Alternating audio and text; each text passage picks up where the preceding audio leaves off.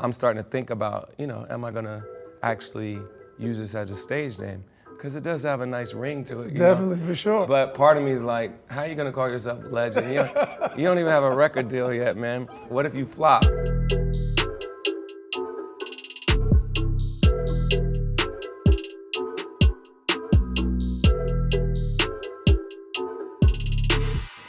My brother.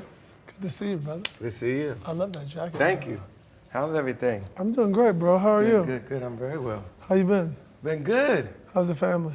Everybody's good. I haven't seen a lot of them lately. Why? I'm on the road. Oh. Yeah, I'm doing my Christmas tour. Oh, that's dope. Being an artist, a true artist as you are, if you broke down the parts of the artistry, there's the writing, there's the recording, there's the mixing, there's the marketing, the work that you finish, then there's the performing the work live.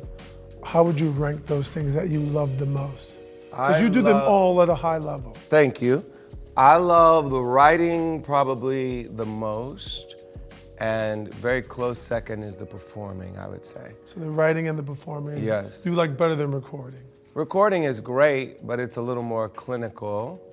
But it's good because, well, the writing is exhilarating because you create something out of nothing. Of course. And it's like quite a feeling to like walk in with nothing and then end that day with like something that could change your life. Because literally any song could like change your life. And then performing, I love because you see the audience and you feel their feedback, right? You feel their energy in that moment.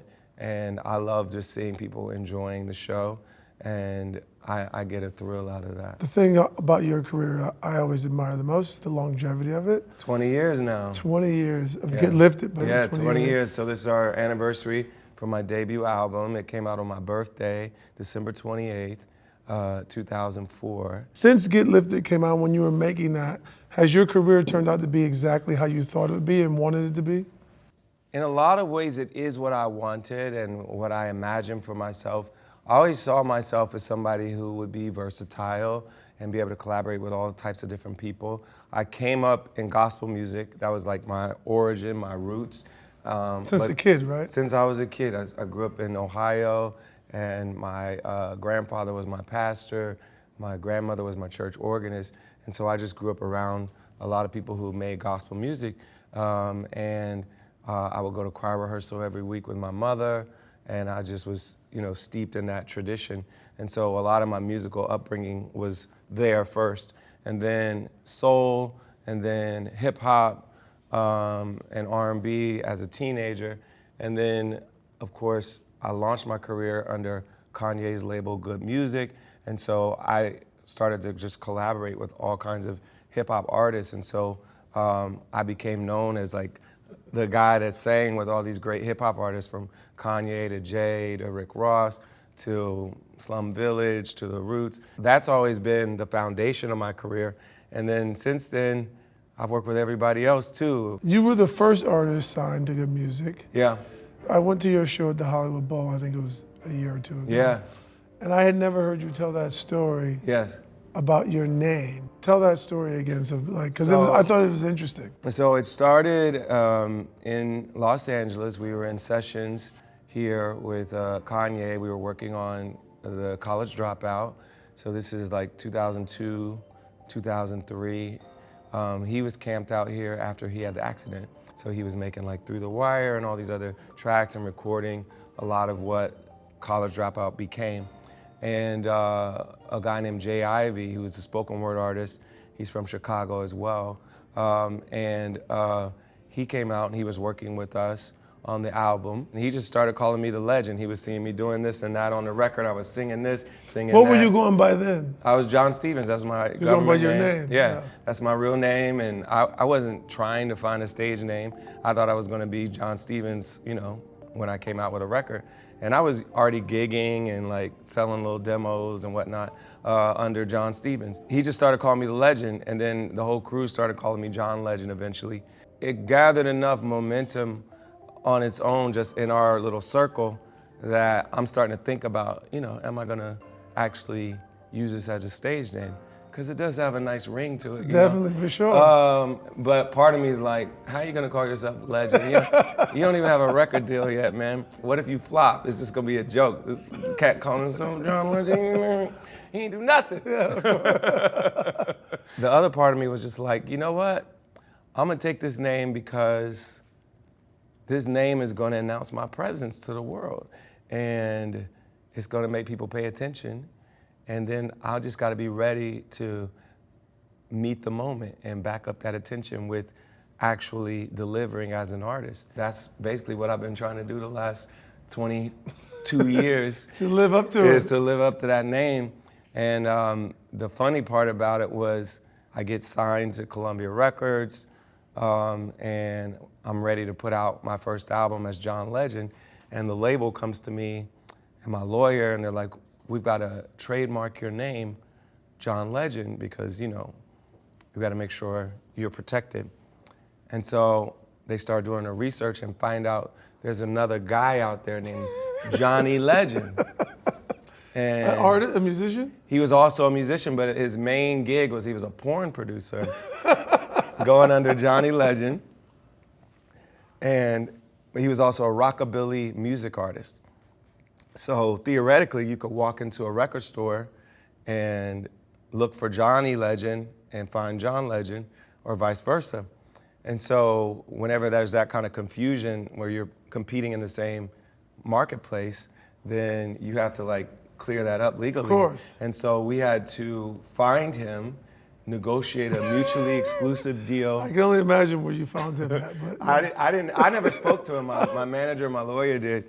They found him, and this before I was even out, so he didn't know like how big I was gonna be. So they were able to kind of downplay it and not make it like a big deal, like so he could hold out for a lot more money. And they got it for relatively inexpensively. Got a deal signed with him where he was Johnny Legend, I was John Legend. And you guys had both had clear lines. Yeah, Right? no static. We were all good. By the way, it's a great name. It works. It works very well. And like I said, I've been 22 years trying to live up to it. Yeah. You've lived up to it. But has there been moments throughout your career, or even at the beginning, where you doubted, like, I don't know if this is gonna work, but I'm gonna give this a shot?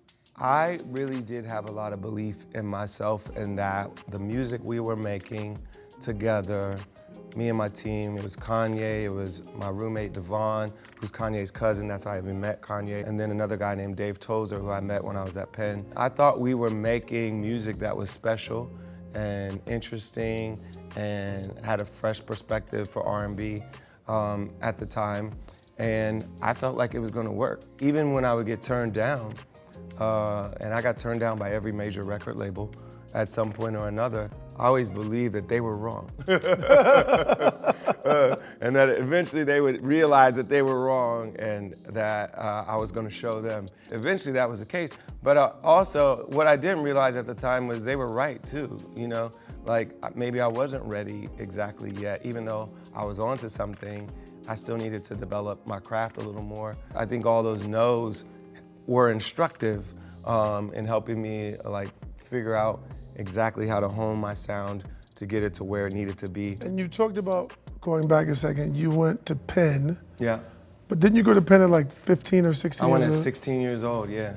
So that means you skipped 2 classes in high Skipped school? 2 grades. So I had skipped first grade and 7th grade because I was homeschooled. And whenever I would go back to organized school from homeschool, they would test me. And both times that I got tested, they placed me a year ahead of where I would have been. And so I arrive at high school at age 12 and graduate and go to college at age 16. Were you thinking like, oh, I'm gifted, I'm smart? Like, what were you feeling? Well, I was always As a like 12-year-old. I was always like the precocious, like nerdy kid, spelling bee champ. My mother taught us at home, and you know, I was always the smart guy, you know, also the musician, but the nerd as well. Everybody in my like friend group, they knew, you know, let Johnny be, he wants to read, let him read. He does different shit than we do, yes, exactly. Nobody ever tried to like divert me from that path, and they supported me in That's that. dope. And you graduated from Penn at what, 20 years old? 20 years old, yeah. And magna cum laude at Penn. Magna cum laude at Penn. And you were like, but I want to be a musician. Was anybody like, you know, fuck chasing that music dream. You're gonna go be a great Wall Street guy. Whatever what'd you graduate? What'd you study? I started out as a management consultant. So I graduated with a degree in English, but a lot of the consulting firms, they would hire liberal arts majors because they thought they were interesting and they brought different perspectives to business. And so I got hired at Boston Consulting Group. I worked there for 3 years, and I'm working as a management consultant doing like PowerPoint slides and Excel spreadsheets. That was my day job. And then I would go and play at clubs. You would gig at night? Yeah, I would play clubs in New York, invite my coworkers to the shows, invite my old classmates to the shows, and then during the day I would be a management consultant. So I met Kanye and started working with his crew during the time when I was a management consultant. So I'd literally be like doing PowerPoint slides and going to the studio with Kanye in the same day. Wow. Yeah. And do you still feel like you're still, as you said, your friends said, that's just nerdy John reading? Are you still that guy? Oh, yeah. Because you're still, I see at the Hollywood Bowl, you're on stage, you're the coolest motherfucker in the world on stage, but are you still maybe at home or something, that person that's just like reading? Oh, yeah, I'm still like, I'm very, I read a lot about history and politics, and I've always been interested in that stuff. And so when people see me engaged in the political realm, it's stuff I pay attention to a lot and I think about a lot. And I never want to actually run for office, but I care a lot about the world and how to make the world work better for more people. And so a lot of my philanthropic work is around that. And a lot of my political activism is around that stuff. And yeah, I'm still a nerd, basically. So 20 years since your first album came out, but you've been doing music forever, I assume, like your whole life. Yeah, my whole life. Are you still, and is there still more to learn? Are you figuring out new things and new ways to explore structure, new ways to play the different chords? Are you still learning? Well, there's certain things I'm learning. I haven't really challenged myself to learn more on the piano, for instance. Like, I'm basically playing the same way I played 10 years ago. I probably stayed around the same place, and I focused more on just developing my craft as a songwriter and as a vocalist. So I started taking vocal lessons, and I think I've gotten better as a singer, better like understanding my vocal instrument, just really honing that, making it more durable so I could last more on tour, etc. And then I've gotten better as a songwriter and a producer, a record maker since then too. That thing of keeping your voice powerful on tour is really hard. I had to once, I gave a commencement speech at the University of Southern California, I think in 2018 or something. So I hired a vocal coach, I wrote the speech, but my vocal coach taught me all these things. I think it's like a person, how to get your throat warm and like, loosen up your jaw and like all these like drills I would do every day. And I grew up an athlete the same way, like I would drill basketball shit. And I was just doing it for one, 22 and a half minute speech. I was like, shit, I couldn't do that. If I had to use my voice this way every night for 60 nights over 80, I would be, and travel. That's not easy. Well, I think of myself like athletes think of themselves, I think physically, to the point where when a player gets injured playing basketball or football, like I directly empathize with them thinking about how my voice feels when it's beat up from being on the road. And like when I think about LeBron playing like 2 in a row and whatever, like I think about me doing 3 nights of shows in a row. Like I directly correlate it because singing and performing is so physical, and you're depending on your body to produce like this elite level of performance, and you've got to stay in the right kind of vocal health to be able to do that. So before I came to see you, I was warming up my voice so I could talk through this interview because I just did 2 nights of shows before I came to see you. So I'm always thinking about my vocal health in the same way LeBron is thinking about his body and making sure it's maintained so he can still play at 40 years old. Yeah, until I went through that experience, I had never thought about my throat as a muscle. Like you just, your arms, it's your so legs. physical. It's to your point, thank you for doing this after 2 nights of shows. Just talking, it does put strain, but then when you got to hit a note, that's another level. Like one time I went to a show, a U2 show, and it was like before the show and they were all hanging out, but Bono wouldn't hang out before the show because he needed it, like his voice was tired. He ain't trying to talk to y'all before the show. He's like, I need to save my voice. After the show, he came out and talked, but he was like, I have to save my voice before the show to get it so it's ready to go. I can't use any of that muscle. I have to let it, I sit in the back and I don't speak to anyone. I can basically shut up. Yeah, we do that. We're a special breed. And it's tough for my wife because, sometimes I'm like giving her the silent treatment and it feels like I'm in a bad mood and she's like, feels like I hate her. That's a good point, dude. Sometimes you have to just, at home, you're like, there are times we're just going to text today. Yeah, there's times when I've been literally silent. And it's a weird thing to be around someone who's not talking to you because it feels like they're being so cold to you. Of course. And sometimes my wife has to put up with that. And also it feels like you should fill up this space. Like if you were just walking around not talking, I'd be like, hey, John, what's going on? Like I would want to say something to you, like say something to me. But you also, thinking about that, your family continues to grow. You love, obviously you got movies, companies, you and your wife are a dynamic duo. How do you guys continue to do you mark out time on the calendar, like this is quality time? Yeah. It's just gonna be us? Because you guys seems like you guys are always doing shit, both of you. We're both busy, but she actually does most of her work from home. And when I'm not touring, I'm home quite a lot too. And her business is really built around the home, so it's like a food business. And so she's testing recipes at home. She does most of the photo shoots and content creation at home. So she's actually home quite a lot. And she's such an active mother as well. So she's like a Girl Scout troop leader, and she volunteers at school a lot too. And she's very hands-on with the kids. And then whenever I'm not on tour, I'm home quite a bit too. And so we try to really make time to be good parents together. And then we also make time to do some staycations and date nights and things of that nature. So we have some mommy daddy time too. Yeah. You gotta do it. You gotta do that. Yeah. And this year, 3 Grammy nominations. Yes. Congrats. Thank you. How does it feel 20 years in? Obviously, the Grammys are kind of the awards, the highest level awards for a musician. Yeah. How does it feel trying new shit, new creative territories, and still being recognized as one of the best?